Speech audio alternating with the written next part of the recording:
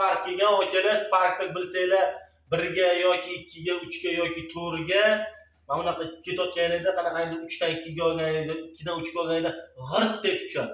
Mana shu narsa tushishi mana bu sariq sinxronda bo'ladi, latovli bo'ladi, ichida qorasi bo'ladi, ketib qolgan bo'ladi. Ko'rish yuraverganda ko'p ishlagandan keyin mana shu g'irbitga bo'ladi, cho'kib qoladi. Cho'kib qolgandan keyin olib kelingda mana.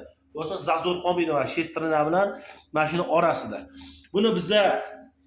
Buni biz hozir yangi olib keldik. 90 ming so'mdan oldik. Ikkita olib keldilar. Uchi bilan to'g'rirlik o'zi bir xil bo'ladi. Mana hozir ochdik. Madangi Koreya deb qo'yibdi. 90 ming so'mdan oldingizmi aka? 90 ming so'mdan qo'yib ko'ramiz yangisini mana. Qarang.